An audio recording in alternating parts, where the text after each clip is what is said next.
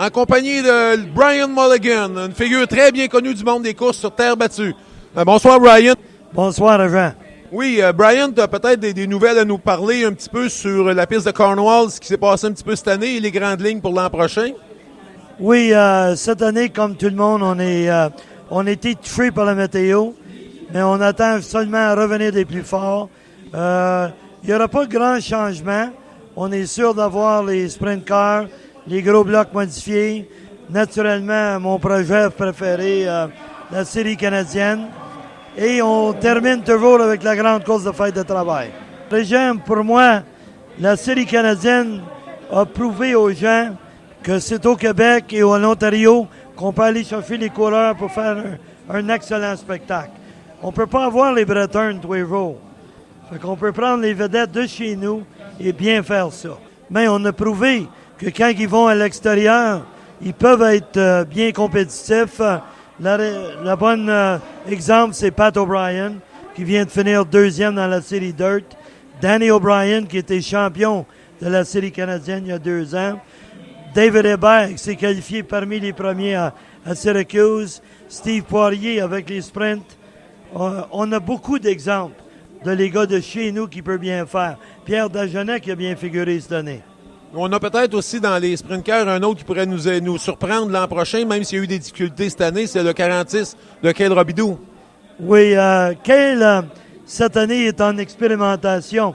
Comme vous savez, les gens de Burt veulent innover dans le sport côté sprint car et avoir les voitures qui partent seules, sans être aidées. Ça va beaucoup aider le spectacle. Ils sont après expérimenter avec ces morceaux-là. Puis à quelques occasions, ça le nuit à la performance de Cale. Mais dans le futur, on va voir ce que les Canadiens peuvent faire. OK, à cette heure maintenant, peut-être nous parler un petit peu de ton expérience 2006 à Syracuse, la grosse fin de semaine des mordus de course sur terre battue. Bien, pour moi, ça fait plus que 20 ans à Syracuse. C'est un plaisir d'être le seul annonceur canadien et d'avoir la chance de recevoir nos coureurs et nos spectateurs du Canada, que ce soit anglophone ou francophone. Cette année, pour moi, Syracuse était la meilleure performance qu'on a vue de toutes les années que je suis là. On a vu surtout le spectacle de Danny Johnson, mais David Hébert qui a bien fait, Roy Tarbell, Pat O'Brien, Martin Roy, Joey Ladouceur. On a beaucoup de Canadiens de l'Est du Canada qui ont bien figuré et ils sont très compétitifs à Syracuse. Je suis accompagné de Brian Mulligan dans les puits ici. J'ai eu la chance de faire le tour de quelques voitures Pro Stock. Brian, on est à côté de la voiture de Louis Jackson. On parlait tantôt de ces voitures-là. Tu peux nous expliquer un peu la classe ici à Cornwall? Mais ici, Pro Stock est très, très compétitif. Quand on regarde les 10 meilleurs dans les séries Dirt, il y en a 6 ou 7 qui sont ici tous les dimanches soirs. Louis Jackson, qu'on parle présentement, ça a été le champion à Syracuse l'an dernier et il a brisé le record de la piste sur le 1000 là-bas. Ici, on voit que la classe est en santé.